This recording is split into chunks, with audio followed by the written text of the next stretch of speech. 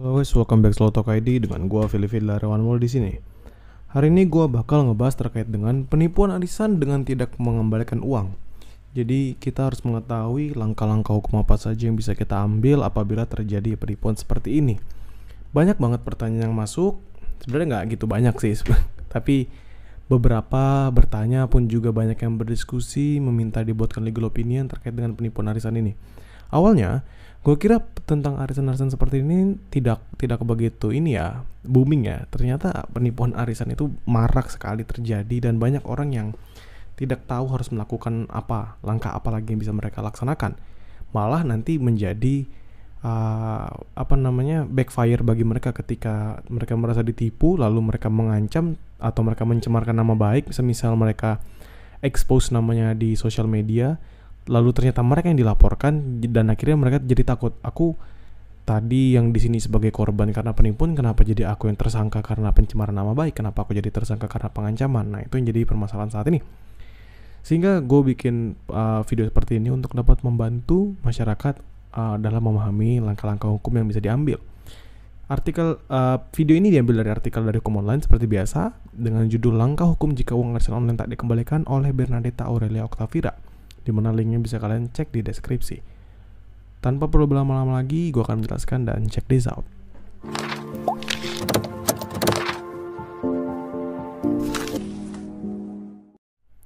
Pertama-tama, dalam Kamus Besar Bahasa Indonesia, arisan diartikan sebagai kegiatan mengumpulkan uang atau barang yang bernilai sama oleh beberapa orang, kemudian diundi di antara mereka untuk menentukan siapa yang memperolehnya.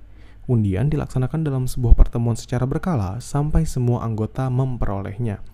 Ketika peserta arisan telah sepakat untuk mengadakan suatu arisan dengan nilai uang tertentu dan dalam periode waktu tertentu, maka sebenarnya di dalam arisan itu sudah tercipta suatu perjanjian. Termasuk apabila kesepakatan tersebut dibuat antara peserta arisan dengan owner. Semisal memang ada pemilik arisan itu ya. Jadi kita mengetahuinya. Jangan sampai nanti kita bilang, Kak, saya mau nagih di arisan saya dirugikan ini. Tapi dia bilang, kan kita nggak ada perjanjian. Nah, yang perlu kita pahami adalah perjanjian itu bisa dibuktikan. Semisal memang sudah berjalan 2 atau 3 bulan dan memang nggak ada perjanjian tertulis ya dalam arisannya, tetapi perjanjian lisan. Kalian bisa membuktikannya dengan kalian membayar terus-menerus selama 3 bulan itu. Kalian ikut dalam suatu pertemuan, adanya pengundian siapa yang akan memperoleh uang pada periode tersebut, dan berapa jumlah nominalnya, sampai kapan hal ini akan berakhir. Nah, itu tuh sebenarnya kalian tuh sudah ada dalam part of the contract, atau kalian sudah merupakan bagian dari perjanjian. Kalian merupakan subjek di dalam perjanjian tersebut, yang mana perjanjiannya adalah tentang arisan. Sehingga perjanjian secara lisan pun, apabila kita memiliki bukti-bukti yang kuat, maka itu bisa dianggap sebagai suatu perjanjian. Jadi jangan sampai kita masih berpikiran kalau, Kak, kan nggak ada perjanjian tertulis, gimana dong? Nah, jangan seperti itu, karena perjanjian lisan pun selama memenuhi pasal 1320 syarat sahnya perjanjian, kita tetap bisa dianggap terikat dalam suatu perjanjian itu. Nah, arisan diakui sebagai perjanjian walaupun seringkali dilakukan berdasarkan kata sepakat dari para pesertanya tanpa dituangkan dalam suatu surat perjanjian. Nah, di pasal 1320 KUH Perdata tadi memang ada 4 syarat. Syarat subjektif, objektif, yaitu cakapan para pihak, adanya kesepakatan, suatu kausa yang halal, dan juga suatu hal tertentu. Di situ tidak menyaratkan bahwa perjanjian itu harus dibuat secara tertulis. Nah, sehingga dalam perjanjian tersebut yang berlaku itu adalah pasal 1338 KUH Perdata. Ini misal perjanjian arisannya tuh via online ya, karena kan di tengah pandemi seperti ini arisan online tuh lebih marak. Yang berbunyi, semua persetujuan yang dibuat sesuai dengan undang-undang berlaku sebagai undang-undang bagi mereka yang membuatnya. Persetujuan itu tidak dapat ditarik kembali selain dengan kesepakatan kedua belah pihak atau karena alasan-alasan yang ditentukan oleh undang-undang. Persetujuan harus dilaksanakan dengan itikat baik. Di sini kita mengetahui bahwa ketika kita membuat suatu perjanjian secara lisan tadi, maka perjanjian lisan itu menjadi undang-undang bagi para subjek yang tunduk di dalamnya, yaitu para pihak di dalamnya. Sehingga apabila ada suatu arisan dalam periode 1 tahun, misalnya ada 12 orang anggotanya, setiap bulan per masing-masing anggota harus memberikan uang 1 juta. Misalnya mereka harus nyetor 1 juta untuk uang arisannya. Berarti kan setiap bulan itu digoncang atau dipilih, diundi seperti itu. Diundi untuk satu orang yang akan mendapatkan 12 juta karena 12 orang tadi. Jadi selama 12 periode itu, karena dihitung dalam 1 tahun, maka 12 orang ini akan mendapatkan uang yang sama. Begitu kan cara penghitungan arisan. Nah, sehingga apabila sudah berjalan dan ternyata adanya penipuan, uang dibolari dan lain sebagainya, itu nggak bisa dengan serta-merta mereka mengatakan dia tidak terikat sama apapun. Nah, itu nggak bisa. Nah, kalau misalnya kalian punya permasalahan seperti itu, silahkan kalian tuliskan di kolom komentar. Oke, gue akan lanjutkan. Jadi, terdapat 2 cara untuk melaksanakan atau mengajukan atau mencari langkah-langkah hukum yang terbaik dalam kasus seperti ini. Yang pertama ialah gugatan non prestasi. Pada saat jatuh tempo, semisal ternyata owner dari arisan tidak membayar, atau misalnya pada saat jatuh tempo ada 1 atau 2 pihak yang sebelumnya ketika diundi dan mereka mendapatkannya, tapi ketika bulan-bulan selanjutnya mereka mulai tidak mau membayar, itu bisa dikenakan gugatan non prestasi. Kenapa bisa dikenakan gugatan non prestasi? Karena dalam gugatan non prestasi itu yang mereka terikat dalam suatu perjanjian, di mana secara perdata atas perbuatan ingkar janji atau non prestasi itu, maka perlu adanya bentuk-bentuk yang harus dilihat. Yang pertama itu tidak melaksanakan prestasi sama sekali. Maksudnya apa? Semisal A harusnya memberikan uang arisan kepada si B, tetapi tidak dilaksanakan sama sekali. Nah, itu berarti termasuk dalam non prestasi. Bentuk keduanya, melaksanakan tetapi tidak tepat waktu. Semisal A harusnya memberikan uang arisan pada tanggal 15, ternyata diundur sampai tanggal 25. Itu disebut sebagai non prestasi karena tidak seperti itu apa yang dijanjikan. Terus yang ketiga, melaksanakan tetapi tidak seperti yang diperjanjikan. Misalnya mereka memberikan uang itu ternyata kurang, atau ternyata mereka membayarnya 50% terlebih dahulu, padahal diperjanjikan bahwa pembayarannya itu akan langsung full. Dan yang terakhir adalah melaksanakan yang menurut perjanjian tidak boleh dilakukan, semisal membawa lari uang, menggunakan uang itu demi kepentingan lain, itu nggak bisa.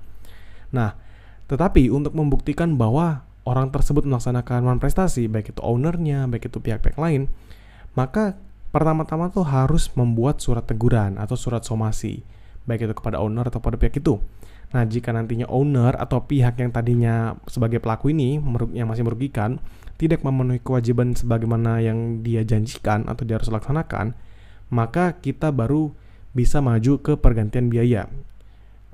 Biaya ini nanti dihitung berdasarkan biaya kerugian dan bunga berdasarkan pasal 1243 KUH Perdata yang berbunyi, penggantian biaya, kerugian dan bunga karena tak dipenuhinya suatu perikatan mulai diwajibkan bila debitur walaupun telah dinyatakan lalai tetap lalai untuk memenuhi perikatan itu, atau jika sesuatu yang harus diberikan atau dilakukannya hanya dapat diberikan atau dilakukannya dalam waktu yang melampaui waktu yang telah ditentukan. Jadi, langkah pertama yang bisa kita lakukan secara perdata yaitu melaksanakan gugatan non prestasi. Langkah keduanya ialah pidana penggelapan. Apabila ada owner arisan atau pihak lain yang membawa lari, ya kita kan menyebutnya uangnya itu dibawa lari, atau misalnya uang nggak dikembalikan, ya apapun lah yang berbentuk bahwa uangnya itu yang seharusnya milik orang lain ternyata dia pakai demi kepentingannya, dia gunakan untuk apapun itu, bisa dijerat dengan pasal pidana penggelapan, di mana pasal tersebut sesuai dengan pasal 37 KUHP berbunyi, barang siapa dengan sengaja dan melawan hukum memiliki barang sesuatu yang seluruhnya atau sebagian adalah kepunyaan orang lain, tetapi yang ada dalam kekuasaannya bukan karena kejahatan, diancam karena penggelapan dengan pidana penjara paling lama 4 tahun atau pidana denda paling banyak Rp900. Nah, kemudian merujuk pada pasal 3 Perma nomor 2 tahun 2012 tentang penyesuaian batasan tindak pidana ringan dan jumlah denda dalam KUHP, maka ancaman denda yang tadi yang Rp900 itu dilipat gandakan menjadi paling banyak Rp900.000. R. Susilo dalam bukunya Kitab Undang-Undang Hukum Pidana serta komentar-komentarnya lengkap pasal demi pasal menyatakan bahwa penggelapan adalah kejahatan yang hampir sama dengan pencurian. Tetapi pada penggelapan, pada waktu dimiliki barang tersebut sudah ada di tangannya tidak dengan jalan kejahatan atau melawan hukum.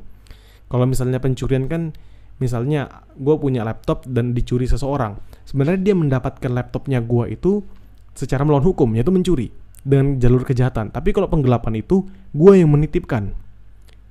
Nah, ketika gue menitipkan itu, laptopnya lah digunakan demi kepentingannya dia. Nah, itu penggelapan.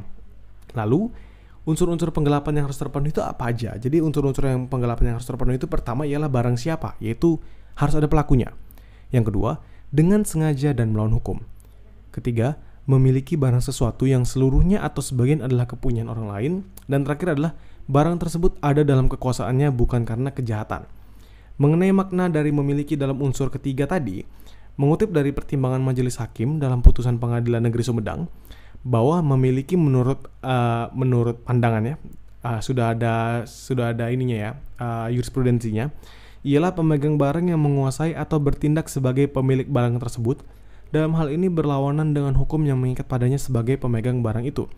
Nah, dengan demikian, perbuatan pihak lain yang merugikan, semisal perbuatan pihak lain yang merugikan itu, yang bisa gue bilang merugikan owner, misalnya owner arisan, atau misalnya pihak lain yang seharusnya membayar ternyata dia tidak melaksanakan pembayarannya, atau pihak yang dipercaya untuk memegang seluruh uang dari arisan itu.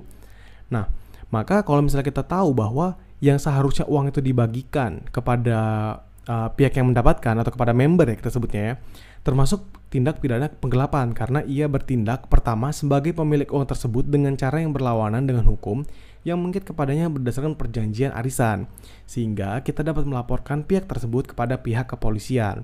Nah, jadi kalau misalnya kita lihat dari sini, kita mengetahui bahwa ada dua langkah hukum yang bisa kita lalui, gugatan non-prestasi dan juga penggelapan. Kalau kalian punya permasalahan yang sama terkait dengan arisan online, baik itu kalian yang diancam, baik itu kalian yang mungkin melaksanakan tindakan non-prestasi, coba deh kalian tuliskan di kolom komentar, akan kami jawab dengan semaksimal mungkin. Dan akan kami bantu permasalahan hukum kalian agar kita bisa menemukan titik temu antara para pihak yang berkepentingan. Kalau kalian suka dengan video ini, silahkan klik tombol like, share, dan subscribe. Nyalakan juga loncengnya, dan juga jika dirasa bermanfaat, kalian boleh melihat video-video lainnya dari channel YouTube ini. Oleh karena itu, terima kasih atas waktunya dan salam demokrasi.